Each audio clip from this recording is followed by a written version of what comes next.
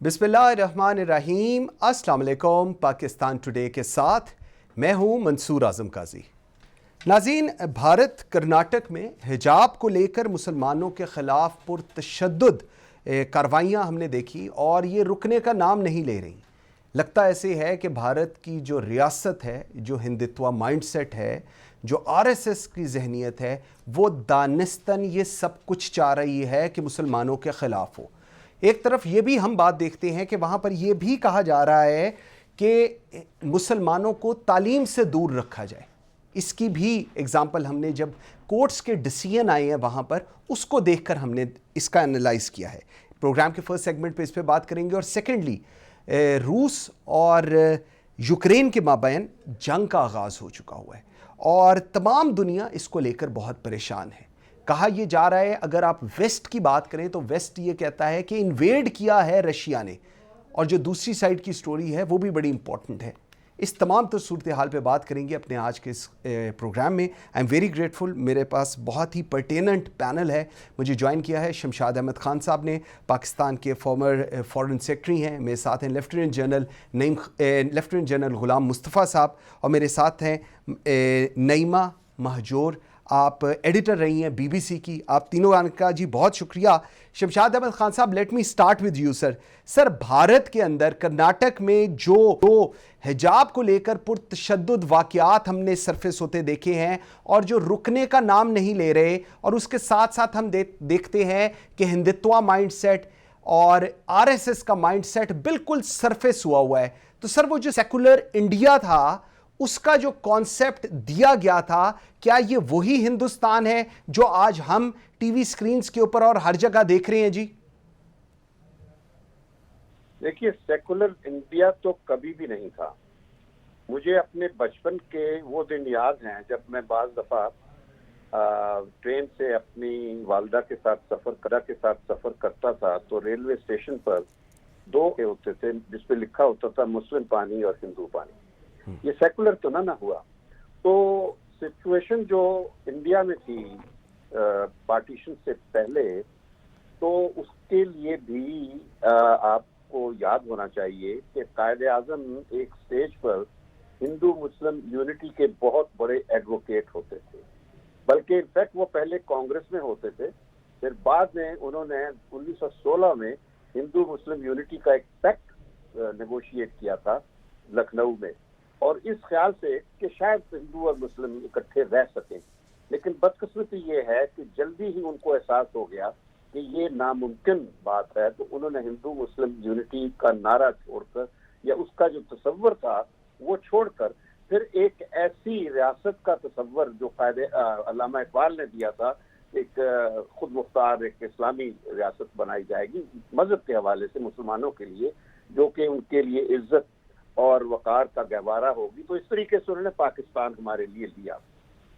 बदकिस्मती ये है कि खैर हमने तो वो तसव्वुर जो कायद-ए-आज़म के ज़हन में था अभी तक पूरा नहीं कर पाए हैं, जो कायद-ए-आज़म ने सोचा था जिस तसव्वुर को, पाकिस्तान एक खुद मुख्तार ममलिकत। लेकिन हिंदुस्तान में भी वो जो बाद में सेकुलर का नारा पंडित नेहरू ने लगाया था, वो कभी भी पूरा नहीं हुआ। तो आज हमारे मुल्क में कम से कम वो लोग, वो सूडो इंटेलेक्चुअल्स जो हमेशा ये कहते रहे हैं कि जी ये जो हिंदुस्तान और पाकिस्तान की जो बॉर्डर है, ये बुनियादी तौर पर एक आर्टिफिशियल लकीर है कागज के टुकड़े पर, और इसको इरेज कर देना चाहिए, खत्म कर देना चाहिए, क्योंकि एक पाकिस्तान का बनना एक हादसा था। ये आज उन लोगों को एहसास हो जाना चाहिए कि ये हादसा नहीं था, ये बहुत बड़ी कायद-ए-आज़म ने दूरबीनी का मुजाहरा किया था, जो बर्र-ए-सग़ीर के मुसलमानों के लिए एक अलग रियासत का मुतालबा किया। आज हिंदुस्तान में रहने वाले मुसलमान जो हैं, उनको अगर मौका मिले तो वो भी पाकिस्तान चले आएं, लेकिन वो पाकिस्तान नहीं आएंगे, क्योंकि उनको वहाँ हिंदुस्तान में ही अब एक नया पाकिस्तान बनाने की कोशिश करनी पड़ेगी। और शायद सिर्फ मुसलमानों को ही नहीं, सिखों को भी, और भी दूसरी जो अक़लियतें हैं, और बहुत अक़लियतें हैं। तो हिंदुस्तान बुनियादी तौर पर कभी भी एक नेशन नहीं होता था। ये तो इसको हमारे मुगलों ने, या जो सेंट्रल एशिया से मुसलमान लोग आए थे, उन्होंने एक नेशन बनाने की कोशिश की थी। किसी हद तक वो कामयाब भी हुए कि बजाय वो राजधानियां, सैकड़ों राजधानियां थी, लेकिन उसके बावजूद भी जब अंग्रेज जा रहे थे तो 572 रियासतें थी हिंदुस्तान की। تو اب یہ ہندوستان میں جو بار بار تاریخ دہرائی جا رہی ہے، اس کا مطلب یہی ہے کہ ہندوستان کے ٹکڑے ہونے کا ایک عمل شروع ہو چکا ہے. بس ٹھیک ہو گیا ٹھیک ہو گیا جل صاحب. سر میں تھوڑا سا اس چیز کو اگر دوسری سائیڈ پر لے کر چلوں، ایک یہ جو مائنڈ سیٹ ہے کہ جی حجاب نہیں لینے دینا، اس کے بعد ہم نے ہائی کورٹ کا فیصلہ بھی دیکھا، اس کے بعد پھر ہم نے پرتشدد واقعات دیکھے، اس کے بعد ہم نے دیکھا کہ ان بچیوں کو اسکولوں کے اندر نہیں جانے دیا جا رہا جو حجاب کر رہی ہیں. سر یہ کس طرف آپ کو چیزیں جاتی ہوئی نظر آتی ہیں؟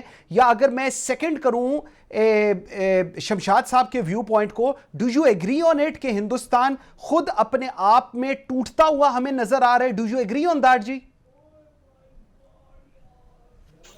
دیکھیے میں تو یہاں تک کہنے کو تیار ہوں، اگر پاکستان نہ بنتا جی تو بھارت کا وجود نہیں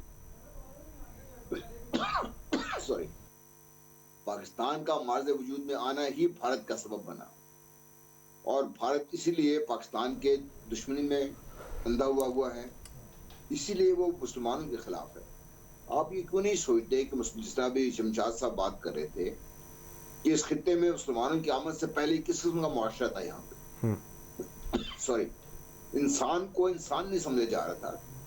طبقاتی تقسیم ہوئی تھی انسانوں کی، اور اس میں جو میجورٹی تھی ان کو تو جانوروں سے بدتر لیول پہ رکھا گیا تھا.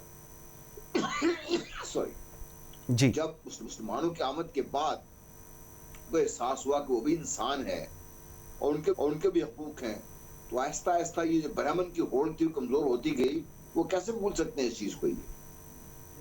یہ کبھی بھی اس معاشرے کو، ہندو معاشرے کو ایک اسٹیٹ کے طور پر نہ تو اس نے رہ سکتا تھا نہ یہ رہ سکتا ہے، کیونکہ اس کے اندر بہت بھی کنٹرڈکشن ہے. آپ ان کے آئین میں دیکھیے آرٹیکل 25 یہ ہے غالباً، جس میں ہندو کی ڈیفینیشن دی ہوئی ہے، اس میں انہوں نے سکھوں کو، جینز کو اور بدھسٹ کو بھی شامل کیا ہوا ہے. بالکل. جس کی بنیاد ہی جھوٹ پر ہے، جس کا آئین ہی جھوٹ کی بنیاد پر بنا ہوا ہے، جو میجورٹی ہی جھوٹ کی بنیاد پر بنی ہوئی ہے، اس سے آپ کیا توقع رکھتے ہیں یہ؟ اور مسلمانوں سے ڈرتے کیوں ہیں وہ؟ مسلمانوں سے ڈرتے اس لیے ہیں کہ مسلمانوں کو اگر کھلی چھٹی دے دی جائے تو وہ بھارت میں ہر فیلڈ میں آگے ہوں گے. اب دیکھیے آج بھی مسلمانوں کو سوائے یہ جو فلموں میں یا سپورٹس میں جہاں مجبوری ہے ان کی، جس کے بغیر گزارا نہیں ہو سکتا، آپ کو کہیں کو مسلمان پرومیننٹ پوزیشن پہ نظر آتا ہے آپ کو کوئی؟ مطلب 25 کروڑ کی آبادی ہے مسلمانوں کی وہاں پہ.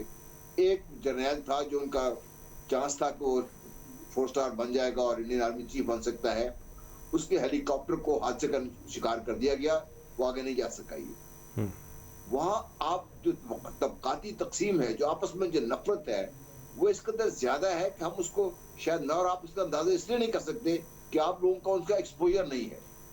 ہم لوگوں کا جیسے ان کا ایکسپوجر رہا ہے، ان کے ساتھ 2.5 سال قید رہے ہیں. 2.5 سال ان کی پوری کوشش یہ رہی ہے ہمیں سمجھانے کی کہ بھائی صاحب یہ جو لائن ہے یہ غلط کھینچی گئی ہے. ٹھیک. ان کو اندازہ نہیں تھا کہ یہ ہمارے خون سے کھینچی ہوئی لائن ہے، یہ غلط نہیں کھینچی ہے اور یہ پرماننٹ ہے. بالکل صحیح، بالکل صحیح. نعیمہ جی، آپ نے شمشاد صاحب کی بھی بات سنی، آپ نے جل صاحب کی بھی بات سنی.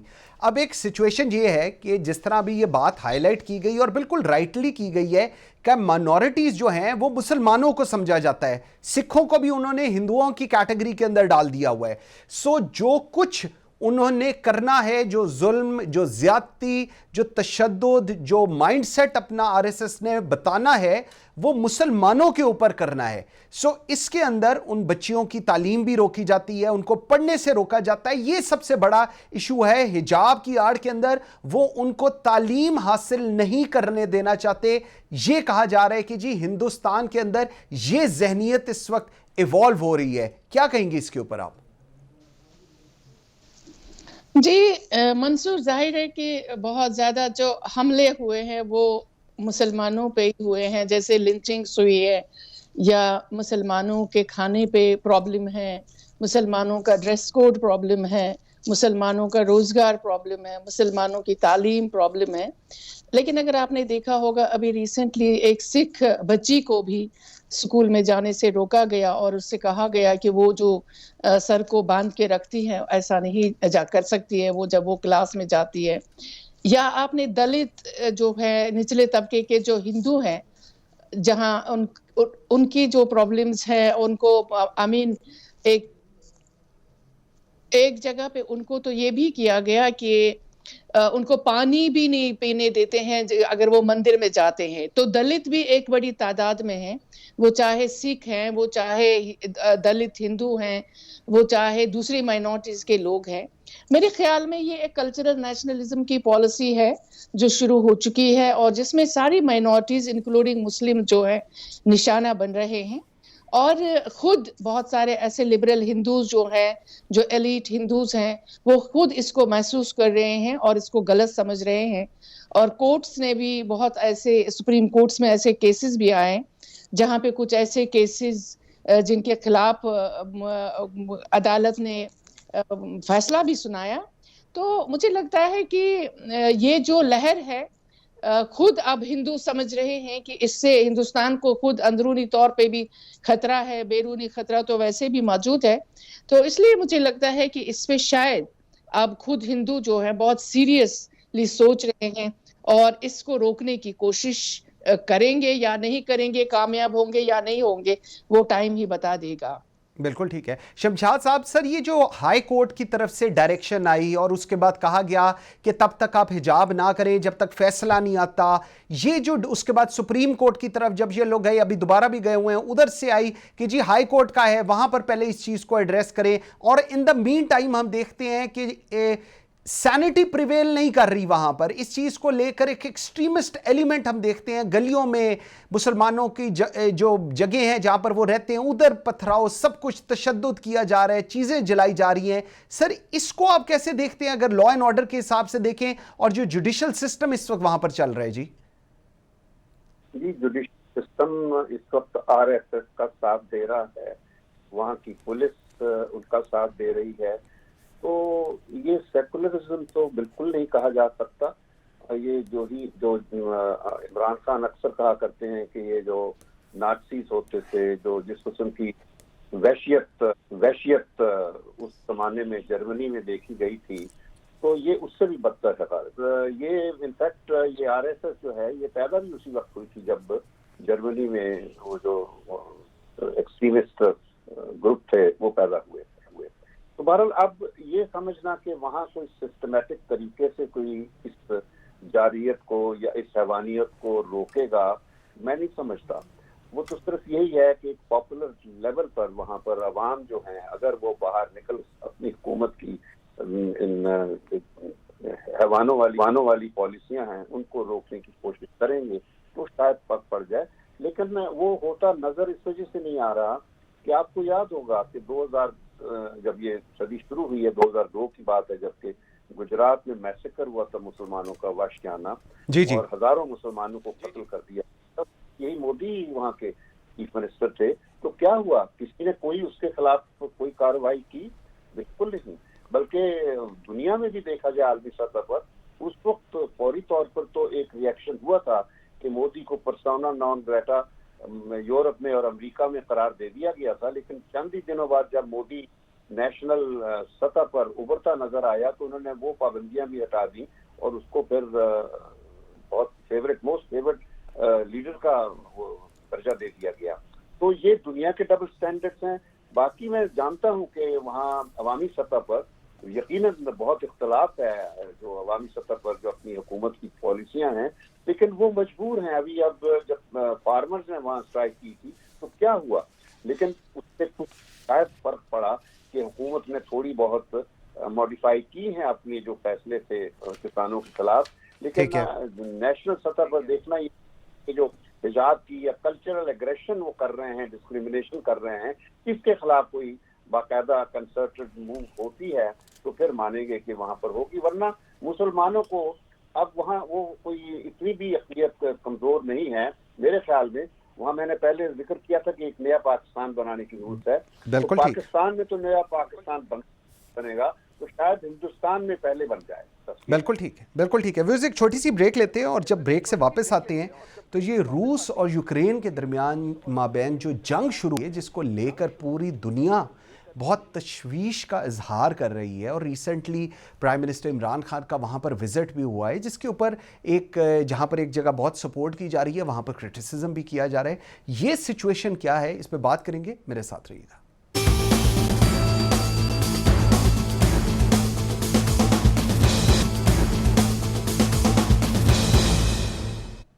Welcome back after the break. جی جل صاحب میں آپ کی طرف آتا ہوں. سر رشیا اور یوکرین کے مابین جنگ شروع ہو گئی ہے اور پرائم منسٹر عمران خان کا وزٹ بھی ہوا اور بہت سارا کرٹیسزم. کل ہم نے دیکھا پروگرام میں، ہم نے یہ بھی بات کی جی شاید ٹائمنگز غلط تھی پرائم منسٹر عمران خان کے وہاں جانے کی. ہم نے یہ بھی دیکھا کہ جی ویسٹ ہم سے ناراض نہ ہو جائے. سر سب سے پہلے تو ایک یہ چیز، ایک جنیرک اگر آپ شارٹلی ہمیں یہ بتائیں کہ کون سی ایسی نہج تک چیزیں آ گئیں کہ جنگ شروع ہو گئی. آج 2022 کے اندر کسی ایک ملک کی کسی دوسرے ملک کے ساتھ جنگ پریکٹیکلی مینز کہ پوری دنیا ایک بڑی مشکل کا سامنا کرنے لگ رہی ہے، اور اسی کا امپیکٹ ہم دیکھتے ہیں آئل پرائسز اور باقی جو اکانومی ہے وہ بالکل کولیپس کرنے لگ گئی ہے اگر انٹرنیشنل مارکیٹس کے اندر ہم دیکھیں. اس کے بعد سینکشنز کی میں بات کروں گا. سر کیا کہیں گے اس کے اوپر، انیشل کامنٹس کیا دیں گے؟ دیکھیے یہ جنگ ناگزیر تھی، اسی ناگزیر تھی کہ مغرب، امریکن لیڈ ویسٹ اور نیٹو، ان کا جو اپنے ایک مونرو ڈاکٹرن ہے وہ سمجھتے ہیں وہ تو بالکل صحیح ہے، اور ان کا حق ہے کہ دنیا میں جہاں بھی جائیں، جیسے بھی چاہیں، جس طریقے سے چاہیں، دھونس ہو داندھی ہو، ان کا جو اسفیئر انفلوئنس ہے وہ جس کو چاہیں گھیر لیں، جس کو چاہیں دبا لیں. عام غریب ملکوں کے ساتھ تو چل گیا ان کا کام.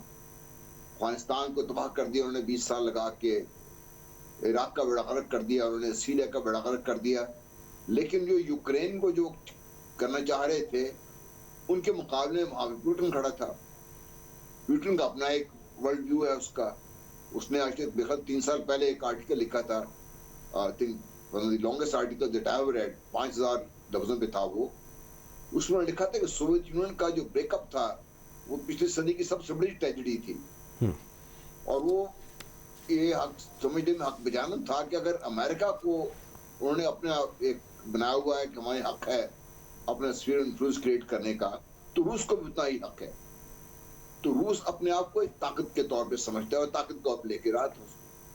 ان کا مین کنسرن یہ تھا کہ انہوں نے باقی تو برداشت کرتے رہے، لیکن اب یوکرین کو بار بار نیٹو میں لے جانے کی کوشش کی گئی، اور یوکرین کی طرف سے جو ہے اس کو تقریباً مان لیا گیا، سارا اس کو ہو گیا ہوا تھا، سارا سیٹ ہو گیا ہوا تھا. تو پیوٹن صاحب تو یہ منظور نہیں تھا اس کو. انہوں نے تو کہا تھا کہ بھائی میں کیسے قبول کر لوں کہ امریکن اور ویسٹرن لیڈ میسائل جو ہیں فورسز کے وہ میرے دروازے کے اندر آ کے بیٹھ جائیں، ہم کیسے اس کو برداشت کر لیں گے. اور اس پر لطف یہ ہے کہ امریکہ ان کو اتنی تو کنسیشن دینے کو تیار تھا، چلیے ہم کچھ میزائل اپنے جو ہے رومانیہ سے، پولینڈ سے تھوڑا پیچھے کر لیں گے، لیکن آپ نے روس کے اندر جو میزائل لگائے ہوئے ہیں مختلف جگہوں پر، ہم چاہیں گے کہ آپ ان کو بھی دوسری جگہوں پہ لگائیں ہماری مرضی کے مطابق. تو پیوٹن کو باقاعدہ ایک کارنر کر کے اس جگہ پہ لے آئے تھے اس کے اوپر. اوکے. اب پیوٹن صاحب کے پاس، رشیا کے پاس ایک ہی چارہ تھا، یا تو اس کو قبول کر لیتا یا آگے لے کے چلتا. پیوٹن صاحب نے باقاعدہ ایک جو سٹیپ بائی سٹیپ اپروچ اپنائی، جو سلامی اپروچ بھی کہتے ہیں. انہوں نے جارجیا میں کوشش کی گئی، جارجیا میں انہوں نے ریزسٹ کیا، وہاں کامیاب ہوئے. کریمیا کو انہوں نے چھین لیا واپس. انہوں نے دیکھ لیا کہ مغربی دنیا سوائے زبانی جمع خرچ کے کچھ زیادہ کرنے کی ہمت نہیں رکھتی. اور اب جب کہ افغانستان سے شکست کھا کے نکلی ہے نیٹو، تو ان کو یقین تھا کہ اب ان کے پاس they don't have the stomach to fight. انہوں نے باقاعدہ اعلان کر کے یوکرین کو کہا بھی کہ آپ انسان بن جائے، مان جائے ہماری بات. یوکرین نے وہ چیزیں جو چاہ رہے تھے کہ بھئی ڈکلیئر کر دیں کہ ہم کبھی نیٹو میں نہیں جائیں گے، ہم کبھی نیوکلیئر پاور نہیں بنیں گے، یوکرین اس پہ تیار نہیں تھا. کیونکہ یوکرین کے جو صدر ہیں وہ اسپیشلی لائے گئے تھے 2013 کے بعد، وہ بھی مغربی دنیا نے انسٹال کیا گیا تھا، ان کو اسے ہی نے انسٹال کیا تھا. ٹھیک. تو اب اس کے پیوٹن کے پاس کوئی چارہ نہیں تھا اس کے علاوہ کہ وہ باقاعدہ فزیکلی اپنی بات منوائے. اور یہ مشرقی یوکرین جہاں پہ جن کو انہوں نے 2 علاقوں کو ڈکلیئر کیا ہے، انڈیپینڈنٹ اسٹیٹ کے طور پہ تسلیم کیا ہے، یہ بیسکلی رشین علاقہ ہے, رشین اسپیکنگ لوگ ہیں. یہاں پر یوکرین کا کنٹرول ویسے بھی اتنا زیادہ نہیں تھا. اب اس کے بعد جب یوکرین نے بات نہیں مانی تو اب بات بہت آگے بڑھ گئی ہوئی ہے. بالکل صحیح, بالکل صحیح. اور یہ ہے یہاں پہ سچویشن جو ہے جن پتوں پہ تکیہ کیا ہوا تھا یوکرین نے, اب وہی ہوا دے رہی.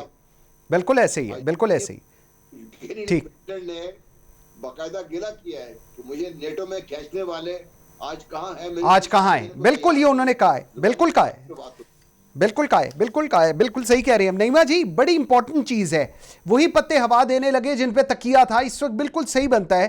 لیکن دوسری طرف ہم دیکھ رہے ہیں ویسٹ کو, آج میں سن رہا تھا بی بی سی اور CNN یہ سارا, وہ بہت سٹرونگلی اس چیز کو کہہ رہے ہیں کہ جی جس طرح جو بائیڈن نے کہا ہے کہ ہم سینکشنز لگائیں گے, 70% بینکنگ سائٹ کو کلوز کرنے کی باتیں کر رہے ہیں. UK کہہ رہا ہے کہ ہم فریز کر رہے ہیں 100 سے زیادہ اکاؤنٹس, اینٹیٹیز, کمپنیز. US سینکشن لگا رہا ہے رشین بینکس کے اوپر. اب اس ساری سینکشنز جو لگائی جا رہی ہیں اور جو کہا جا رہا ہے ہائیسٹ, اس سے زیادہ سویر سینکشنز کبھی بھی نہیں لگی, اس سارے کے بعد رشیا کی کیا سچویشن ایمرج ہوگی, یہ سب سے امپورٹنٹ ہے اس وقت. کیا کہتی ہیں اس کے اوپر آپ؟ دیکھیے, اگر آپ گورنمنٹ کا ویو پوائنٹ لیں گے, جو یورپین گورنمنٹس ہے, جو بھی سٹینڈ انہوں نے لیا ہے, ویدر سٹینڈ فرام نیٹو, امریکہ اور دوسری کنٹریز کا, تو مجھے لگتا ہے کہ اس کا کوئی اتنا امپورٹنس نہیں ہے. اس لیے کہ یہاں کے جو لوگ ہیں, جو پاپولیشن ہے, وہ دیکھ رہے ہیں کہ نیٹو نے اس وقت جو پیپر ٹائیگر کی طرف سے ہے اور جو اس نے لیٹ ڈاؤن کیا ہے یوکرین کو اس وقت, تو اس پہ یہاں پہ کافی ناراضگی ہے لوگوں میں, عام لوگوں میں.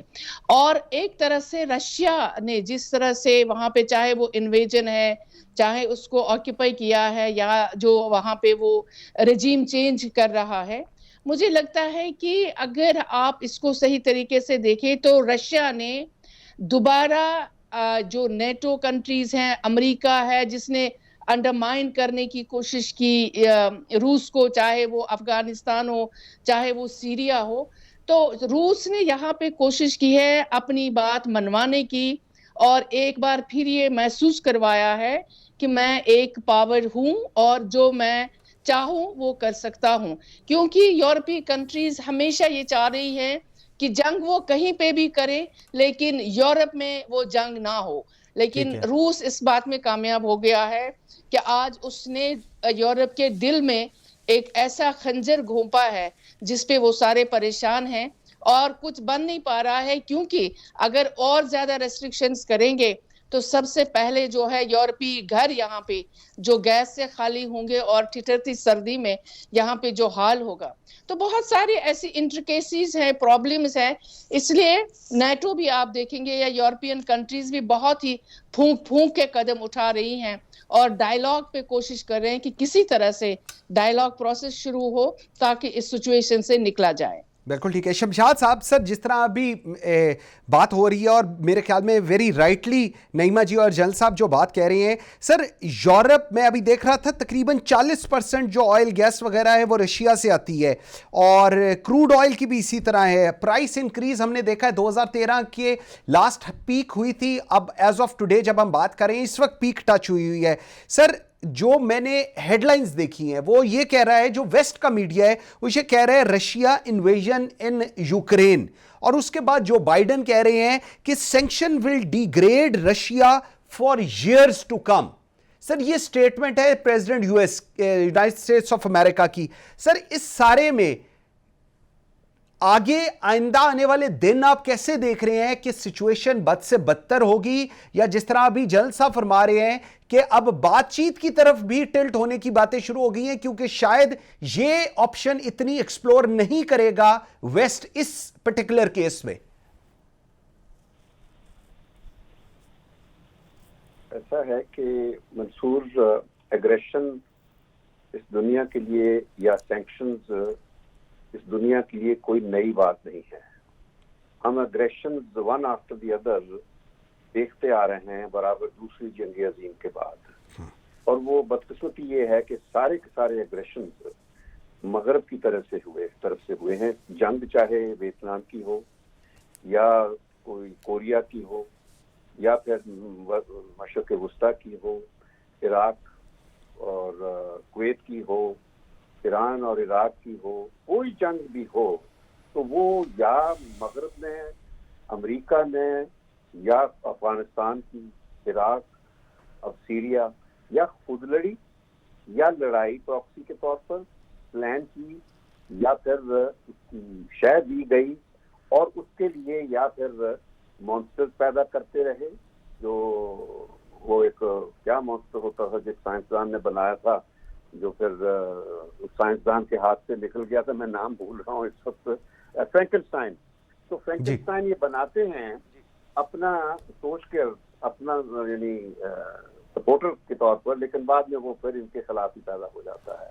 دیکھا جائے تو طالبان بھی انہوں نے پیدا کیے تھے افغانستان میں، ایونچولی پھر طالبان ان کے البٹراس بن گئے امریکہ کے، اور پھر طالبان کے خلاف انہوں نے 20 سال جنگ لڑی اور بری طرح سے شکست کھائی. تو مقصد میرا کہنے کا ہے، یہ جو ایگریشن کی بات کر رہے ہیں کہ جی روس نے بہت بھیانک حملہ کر دیا ہے، یہ کر دیا ہے، تو دنیا میں یہ حملے ہوتے آئے ہیں. اب جو پیوٹن نے جو کارروائی کی ہے، اس کو چاہے یہ کچھ بھی کہہ دیں، مگر دنیا کو حقیقت جو ہے وہ معلوم ہے کہ کس نے پرووک کیا پیوٹن کو. ٹھیک. مجھے یاد ہے جب برلن کی دیوار گری تھی نومبر 89 میں، تو جیمز بیکر سے سیکریٹری آف اسٹیٹ، انہوں نے روس کو، گورباچوف کو، یہ ایک باقاعدہ ایشورنس دی تھی کہ ہمارا اب جو مقصد تھا پورا ہو چکا ہے، مشرقی یورپ آزاد ہو گیا ہے، لیکن مشرقی یورپ کی طرف سے روس کی طرف 1 انچ بھی نیٹو جو ہے نا وہ اپنے آپ کو ایکسٹینڈ نہیں کرے گا. ٹھیک. یہ 89 میں باقاعدہ سولم انڈرٹیکنگ دی تھی، اور اس انڈرٹیکنگ کو برابر نیٹو نے وائلیٹ کیا ہے، اس کی پامالی کی ہے برابر. اور پورا جو وارسا پیکٹ کے 7 کنٹریز، بالٹک کی ریاستیں، ان سب کو نیٹو میں شامل کیا ہے. اب 2 ریاستیں رہ گئی ہیں، جارجیا اور یوکرین. وہ روس نے کہہ دیا تھا کہ باقی تو آپ نے کر لیا، اب آئندہ ان 2 کا، جارجیا اور یوکرین کا میپ کبھی نہیں ہے، کیونکہ یہ دونوں ریاستیں بنیادی طور پر روس کا حصہ ہیں کہ ان کے بڑے بڑے بیس وہاں پر تھے، ان کی لیڈرشپ ان ریاستوں سے آتی تھی. تو وہ پیوٹن نے شروع سے کہہ دیا تھا، اور آخر وقت تک یہ پیوٹن کو حلف دیتے رہے، لیکن ان کے حلف کبھی بھی سچے نہیں ہوئے. یہ غلط بیانیاں کرتے ہیں، اور میں ایسے ایسے اسلحے IBMs انسٹال کیے ہیں جو براہ راست روس کی سلامتی کو، سیکیورٹی کو انڈیجر کرتے ہیں. تو یہ ساری چیزیں جو پیدا کر کے اس کے ناک میں دم جب کر دیا تو اس نے مجبوراً یہ کیا. اب آپ یہ سوچئے کہ اگر پیوٹن جو ہے وہ میکسیکو میں اس قسم کے کوئی جا کر اپنی میزائل انسٹال کر دے یا اپنے کچھ فوجی بھیجوا دے، تو امریکہ کا کیا ریئیکشن ہوگا؟ وہ اجازت دے گا روس کو یہ بات کرنے؟ تو یہی تو بات ہے کہ جو یہ چاہتے ہیں وہ درست ہے، جو دوسرے چاہتے ہیں وہ حرام ہے ان کے لیے. بالکل. تو اب سچویشن جو ہے وہ ایسی اسٹیج پہ پہنچ گئی ہے کہ کسی نہ کسی لیول پر آ کے ان کو روس کی جو اصل سینسٹیوٹیز ہیں اس کو تسلیم کرنا پڑے گا، اور وہ کریں گے. یہ میں آپ کو بتا دوں، میں نہیں سمجھتا کہ یہ جنگ زیادہ دیر چل سکتی ہے، جس طرح ہماری شیرہ نے ابھی بات کی ہے کہ نہ یورپ سروائیو کر سکتا ہے، نہ جاپان سروائیو کر سکتا ہے اس قسم کی مہلت کا کوئی بھی کنفرنٹیشن. تو یہ ہے کہ اس کا نیگوشیٹڈ حل ہوگا، اور ایونچولی مقصد بھی پیوٹن نے ایک پوسچرنگ کی ہے ملٹری ایکشن کر کے کہ میں یوکرین پر قبضہ نہیں کرنا چاہتا، لیکن آپ ہماری سیکیورٹی پر بھی حملہ نہ کریں. جو نیٹو کو لا کر ہمارے بارڈر پر بٹھا دیا، تو یہ اس کی ایک چال ہے. دیکھنا یہ ہے کہ اس کا نتیجہ کب نکلتا ہے. چین نے دیکھیے بہت بڑا اسٹیٹمنٹ دے دیا ہے کہ جی اس مسئلے کا بات چیت کے ذریعے حل کیا جائے. بالکل ٹھیک. چین سے پہلے عمران خان نے اس کو پیغام جو دیا ہے، میں آپ کو بتا سکتا ہوں بڑے وثوق سے، وہ یہی ہے کہ ہم جنگوں کے خلاف ہیں، ہم نے بہت نقصان اٹھایا ہے، اور ہم چاہتے ہیں کہ ہر مسئلے کا حل نیگوسیشن سے ہو. ٹھیک. بالکل ٹھیک ہے. جل صاحب، سر 2 چیزیں ہیں. ایک تو 2 مہینے سے ہم نے دیکھا کہ ملٹری بلٹ اپ ہو رہا تھا یوکرین کے اگینسٹ. اس کے بعد ویسٹ کی اگر ہم بات کریں، جو آج اسٹیٹمنٹس آ رہی ہیں EU کی طرف سے، جو بائیڈن کی طرف سے، وہ جو ہیں وہ اس وقت کچھ نہیں کیا گیا، انہوں نے کچھ روکنے کی کوشش نہیں کی. اور سر اگر نیٹو کی بات کرتے ہیں تو ان کا ڈیفنس بجٹ پتہ نہیں کہاں پر ہے, مجھے نہیں پتا, please correct me if I am wrong. Sir کس بیسس کے اوپر ویسٹ کا خیال تھا کہ وہ صرف پریشرائز ہی کرتے رہیں گے یا اپنی منمانی کرتے رہیں گے اور یہ منمانی رشیا سہتا رہے گا؟ جی دیکھیں, جو بائیڈن صاحب کا مسئلہ یہ ہے کہ وہ ایک ایسے امریکہ کو ریپرزینٹ کر رہے ہیں, وہ خود بھی بہت کمزور آدمی ہے. ان کا مسئلہ یہ ہے کہ وہ یہ سمجھتے ہیں کہ جس طریقے سے وہ WWE اور ریسلنگ نہیں ہوتی جس طریقے سے, اس طرح ایک کمزور سا کر آگے کھڑا ہوا آدمی ان کا ایک بڑا پہلوان جائے گا, اٹھا کے مار دے گا ان کو, اور وہ ڈر کے مارے کچھ نہیں کریں گے. وہ یہ بھول گئے کہ ان کے مقابلے میں چیس کا کھلاڑی بیٹھا ہوا ہے جو نہ صرف ان چیزوں کا چیزیں سمجھتا ہے بلکہ اس نے پوری تیاری کی ہوئی ہے. اور دا لاسٹ 1 or 2 decades روس کا جو گولڈ ریزرو ہے, it is now the 3rd largest in the world. اس کے جو ڈالر ریزروز ہیں they have crossed over $800 billion کے قریب پہنچ گئے. اس کے انرجی جانٹ ہے وہ, ورلڈ میں اس کی ایک حیثیت ہے. روس کے بغیر آپ نہ تو تیل کا نہ گیس کا کوئی معاہدے نہ ہو سکتے ہیں, نہ آگے چل سکتے ہیں آپ. اس پوزیشن میں وہ سمجھ نہیں سکے اس کو, آدمی کو. ان کا خیال یہ تھا کہ وہ دو سے داندی سے وہ ڈر کے پیچھے بیٹھا رہے گا اس میں اور نہیں کرے گا آگے. اور ایک اور چیز بھی ہے کہ ان کا خیال یہ بھی تھا کہ اگر ان کو کرائمیا پہ ان کو چھوڑ دیا ہے, تھوڑا سا دے دیا ہے, تو اس کو اور آگے ضرورت نہیں پڑے گی اس کی. لیکن وہ یہ بھول گئے کہ وہ کتنا سیریس ہے اور کس کا سنجیدہ ہے وہ اپنی سیکیورٹی کی. اور دوسرا جسے میں نے پہلے عرض کی تھی, اس کا ایک ورلڈ ویو ہے اور وہ سمجھتے ہیں کہ روس has the right to become a super power and be recognized as such. تو وہ اپنے آپ کو اسٹیج پہ لے کے جا رہے ہیں اس کے ساتھ. دوسرا وہ روس کے اور چین کے تعلقات کی گہرائی اور آپس کی جو نوعیت تھی ان کی, وہ نہیں سمجھ سکے اس چیز کو. ان کا نہیں خیال تھا کہ چین اتنا اسٹرانگلی روس کے ساتھ آگے کھڑا ہوگا. یہ اب چین اس کے ساتھ کھڑا ہوا اس کے ساتھ, تو دونوں کو مل کے. اب اگر میں ایک اور چیز آپ سے ریفر کر دوں, 3 سال پہلے واشنگٹن سے ایک اسٹریٹجی پیپر جو ان کا آؤٹ ہوا تھا, اس میں کہا تھا انہوں نے کہ جو وار آن ٹیرر ہے وہ تو ختم ہو چکی ہوئی ہے, اب ہمارے دشمن ہے روس اور چین. ہم نے ان کے خلاف علیحدہ علیحدہ یا اکٹھے ہو کے لڑنا ہے ان کے خلاف. وہ خود تو ان کو ڈکلیئر کر رہے ہیں اور خود ان کے بارے میں غلط اندازہ لگا کے بیٹھ گئے ہیں. تو اب ان کے لیے بہت مشکل ہے. یوکرین سے تو پیچھے ہٹکے ہوئے ہیں, اب انہوں نے کہا کہ یوکرین سے آپ آگے نہ آئے, یہاں تک تسلیم کر لیا انہوں نے. اور میرا اپنا خیال یہ ہے کہ یہ زیادہ جاری نہیں رہے گی اور بہت جلدی اس کا نیگوشیٹڈ سیٹلمنٹ ہو جائے گا. پوٹن صاحب کی بات مان لی جائے گی اور یوکرین کو بات ماننی پڑے گی, کیونکہ یوکرین اس وقت بہت مصیبت میں گرفتار ہے, کوئی اس کی مدد کو آنے کو تیار نہیں ہے. بالکل ٹھیک ہے, بالکل صحیح ہے.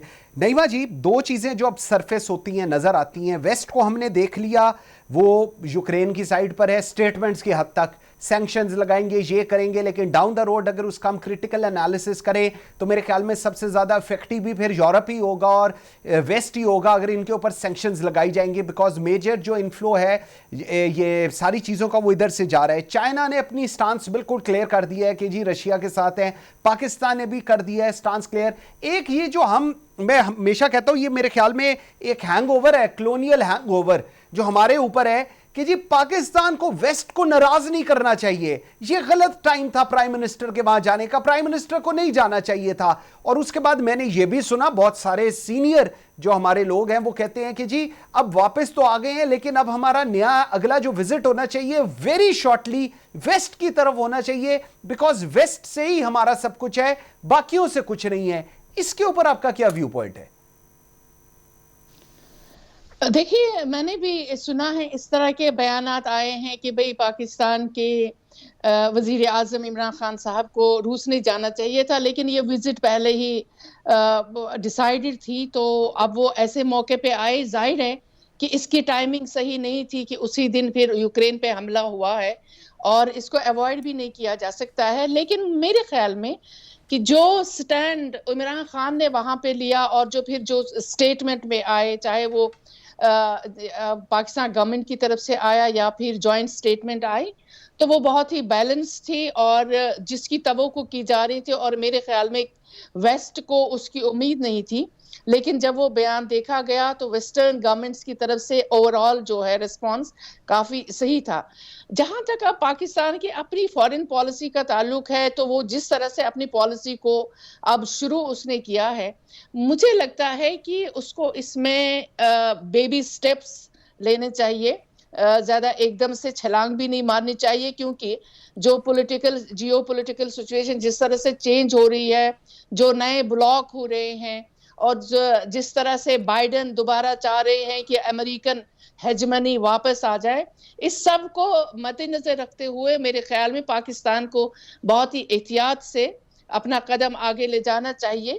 لیکن جہاں تک پاکستان کی سوورینٹی اور انٹیگریٹی کا تعلق ہے، ظاہر ہے کہ وہاں پہ پاکستان کی گورنمنٹ کو پہلے اس کا خیال رکھنا ہوگا اور اپنی پالیسی دیکھنی ہوگی۔ وہ چاہے اپنے نیبرز کو زیادہ قریب لانا چاہ رہے ہیں اور ان کے ساتھ ان کی دوستی ہے، تو مجھے لگتا ہے کہ ویسٹ کو بھی یہ محسوس ہو گیا ہے، خاص طور سے امریکہ کو بھی، کہ پاکستان بھی ایک نئے ڈگر پہ چلا ہے اور وہ واپس اس ڈگر پہ نہیں آئے گا جس پہ وہ 20 سال پہلے تھا۔ تو مجھے لگتا ہے کہ پاکستان کو اس پہ ذرا سوچ سمجھ کے احتیاط سے کام لینا ہوگا اور دیکھنا ہوگا کہ سچویشن کس طرح سے چینج ہو رہی ہے، کیونکہ لوزر سائیڈ پہ رہنا زیادہ خرابی ہے، بجائے یہ کہ آپ دیکھیں کہ بیلنس، نیوٹرل اور انڈیپینڈنٹ اپنی پالیسی ہو، اس کا فائدہ لانگ ٹرم بھی ہوتا ہے۔ بالکل ٹھیک ہے شمشاد صاحب۔ سر، کہا یہ جاتا ہے کہ جی ٹریڈ پارٹنر پاکستان کا یو ایس ہے، اور اس کے بعد کہا جاتا ہے، کل جب یہ بات ہو رہی تھی اور یہ کہا جا رہا تھا کہ جی اس وقت جو بائیڈن کو کیا میسج گیا ہوگا، کیونکہ جو میسج انہوں نے عمران خان صاحب کو بھیجا فون کی کال رپلائی نہ کر کے اینڈ آل دیٹ، آج ایٹ لیسٹ ان کو یہ پتا چل گیا ہوگا کہ پاکستان اور پاکستان کا جو وزیر اعظم ہے وہ ایک انڈیپینڈنٹ انسان ہے۔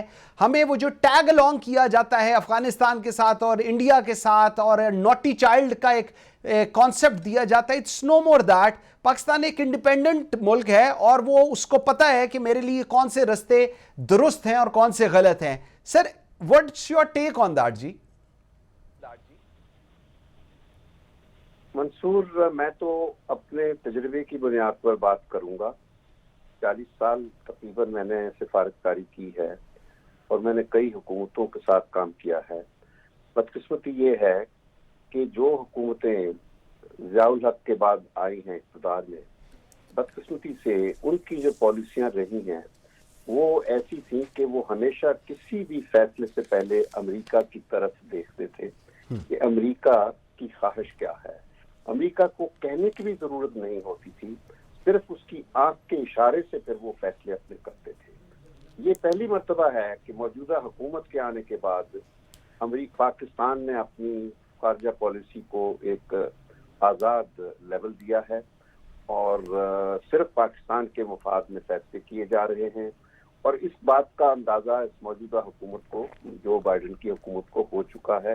انہوں نے دیکھ لیا تھا کہ جب ٹرمپ تھے تو اس وقت بھی عمران نے صاف کہہ دیا تھا کہ ہم جنگ افغانستان میں جنگ کے حق میں نہیں بلکہ ختم ہونی چاہیے، تو بلکہ عمران خان نے آفر کی تھی اس کو کہ ہم تمہارا کام آسان کر دیں گے، تمہاری مدد کریں گے امریکہ سے افغانستان سے نکلنے کی۔ جو ٹرمپ نے کہا تو ہماری مدد سے، عمران خان کی مدد سے طالبان اور امریکہ کا باقاعدہ 2 سال ڈائلاگ ہوا، نیگوسیشن ہوئی، جس کے نتیجے میں امریکہ افغانستان سے 20 سال کے بعد شکست کھا کر چلا گیا۔ تو اب جو ہے بائیڈن کو یہ اچھی طرح اندازہ ہے کہ پاکستان کی پالیسی جو ہے وہ اب صرف پاکستان اپنے مفاد میں فیصلے کر رہا ہے، اور اس میں کوئی امریکہ کو اس وجہ سے کوئی ناراضگی نہیں ہونی چاہیے، کیونکہ امریکہ کا جو فاؤنڈنگ پریزیڈنٹ تھا جارج واشنگٹن، جو اول جس نے امریکہ بنایا تھا آزادی کی تحریک کے بعد، تو 1796 میں آخری جب وہ اس کی ٹینیور فیئرویل اسپیچ تھی کانگریس میں، تو اس نے یہ کہا تھا nations that live themselves at the mercy of other powers do not deserve to remain independent. And if they continue to seek disinterested favors from the same powers, then they lose their freedom of action. تو یہ تو بڑی واضح policy بتا دی تھی امریکہ کے founding president نے۔ آج بیسیکلی اگر پاکستان اس پر عمل کر رہا ہے بنیادی طور پر شاید امریکہ کے صدر نے امریکہ کے لیے یہ نصیحت نہ دی ہو، لیکن کم از کم پاکستان کے لیے شاید اس نے 220 سال پہلے ہمیں ایک نصیحت چھوڑ دی تھی، جو بدقسمتی سے ہمارے حکمران اب تک نظر انداز کرتے رہے، اور یہ پہلا ہمارا پرائم منسٹر آیا ہے جس نے اس نصیحت پر عمل کرتے ہوئے آزاد فیصلے کرنے ہیں، چاہے وہ چین کے حوالے سے ہوں یا عرب ممالک کے حوالے سے ہوں یا پھر امریکہ کے حوالے سے، روس کے حوالے سے، افغانستان کے حوالے سے۔ تو اب یہ ہے کہ یہ اس پر ہمیں پابند رہنا ہوگا۔ اور جو ہماری جیو پولیٹیکل لوکیشن ہے، ہم بہت کہتے ہیں کہ اب جیو پالیٹکس سے جیو اکنامکس کی طرف جانا ہے۔ میں یہ کہتا ہوں کہ جیو اکنامکس سے پہلے بھی جو سب سے زیادہ اہم چیز ہے وہ جیو ڈومیسٹک ہے۔ جیو ڈومیسٹک، بالکل ٹھیک، کو کنسولیڈیٹ کرو، اپنی معیشت کو بہتر کرو، اپنی ٹانگوں پہ کھڑے ہو جاؤ تاکہ تمہیں باہر سے کوئی بھیک نہ مانگنی پڑے، very right, very right sir, I M F کی طرف نہ، اربوں کی طرف نہ جانا پڑے۔ تو جیو اکنامکس سے پہلے جیو ڈومیسٹک کرو، اور جیو پالیٹکس اور جیو اکنامکس دونوں ساتھ ساتھ چلتے ہیں۔ سر پوائنٹ آ گیا، ٹھیک ہو گیا، ٹھیک ہو گیا، بالکل ٹھیک۔ جل صاحب سر لاسٹ مجھے ذرا سمجھائیں، اب پالیٹکس جو ہے وہ ہے ایشوز کی، ہم دیکھتے ہیں پالیٹکس ہے انٹرسٹ کی، اور ہر جو ملک ہے وہ ری الائن کر رہا ہے اپنے آپ کو، اپنے آبجیکٹیو، اپنے انٹرسٹ کو دیکھ کر سر۔ لیکن آج بھی ڈسکشن شاید وہ جو ہے کہ آپ کو اس بلاک میں ہونا چاہیے، پاکستان کو اس بلاک میں نہیں ہونا چاہیے سر، یہ کیوں آج بھی ڈسکشن سرفیس ہو رہی ہے جبکہ دنیا کی سیاست بدل چکی ہوئی ہے اب؟ دیکھیے بدقسمتی یہ ہے کہ پاکستان کی جو ٹوٹل اورینٹیشن رہی ہے آج تک وہ مغرب کی طرف رہی ہے، چاہے تعلیم ہو، چاہے ویزوں کا مسئلہ ہو، چاہے پیسوں کا مسئلہ ہو، چاہے پیسے ہم نے پاکستان سے کما کے لے کے جانے ہو یا پاکستان سے ویسے لے کے جانے ہو، سب کچھ ادھر ہی ہے ہمارا۔ ٹھیک، اور حد تو یہ ہے کہ پچھلی حکومت کے دور میں سپریم کورٹ میں ایک لسٹ پیش ہوئی تھی، میرے خیال 17,000 سے زیادہ ایسے آفیشلز تھے جنہوں نے غیر ملکی شہریت لے رکھی تھی گورنمنٹ نے بیٹھ کے، اور ساری کی ساری کسی کی روس کی نہیں تھی، چین کی نہیں تھی، سب مغربی دنیا کی تھی ساری۔ ان حالات میں یہ جو گروپ ہے یہ کیسے آپ کو اس مغرب کی طرف جو آپ کا ٹوٹل جھکاؤ تھا اس کو آپ مشرق کی طرف آنے دے گا؟ وہ آپ کو تو مڈل گراؤنڈ پہ آنے کی اجازت نہیں دے رہا اس پہ، اس لیے یہ بحث چل رہی ہے وہاں پہ۔ نمبر ایک، نمبر دو بتائیے مجھے جی کہ امریکہ نے آج تک پاکستان کو، اگر آج پاکستان انکار کر دیتا روس نہ جانے کا تو امریکہ نے کیا کر دینا تھا؟ اب کیا حال ہے کہ امریکہ صرف اسی وجہ سے اس خطے میں اپنی پالیسی چینج کر دیتا؟ وہ اس نے 20 سال افغانستان کا جس طریقے سے تباہ کیا ہے، لاکھوں افغانوں کو شہید کر دیا اس نے، آج ان کے پیسے دبا کے بیٹھا ہوا ہے۔ کیوں؟ وہ افغانستان وہ پھلتے پھولتے دیکھتا نہیں چاہتا، بالکل صحیح چاہتا ہے افغانستان ایک پرامن ملک بنے اور کنیکٹیوٹی آگے بڑھے۔ وہ تو چاہتا ہے افغانستان پاکستان انسٹیبل رہے، وہ تو پاکستان سے جو سی پیک ہے اس کو بھی نکالنا چاہتا ہے۔ تو کیسے ممکن ہے کہ پاکستان، تو میں یہ سمجھتا ہوں کہ ہماری کوتاہ نظری ہے جو میں یہ بات کرتے ہیں اس میں، بلکہ پاکستان کا جو آئی روس کی طرف وزٹ تھی اس نے پاکستان کی جو لیوریج ہے اس کو بہت بڑھا دیا اس سے۔ بالکل پاکستان، جس طرح بھی شمشاد صاحب بھی کہہ رہے تھے کہ پاکستان اپنے مفاد کے لیے فیصلے کر رہا ہے اور پاکستان کے پاس آپشنز ہیں اس وقت۔ بالکل ٹھیک لیفٹیننٹ، بالکل سر آپ کا پوائنٹ آ گیا جی۔ لیفٹیننٹ غلام مصطفیٰ صاحب، نعیمہ مہجور صاحبہ، Shamshad Ahmed Khan sahib, very much ji, I am very grateful for your time, thank you very much watching Pakistan today. مجھے مظم قاضی کو اجازت دیجیے، اللہ حافظ۔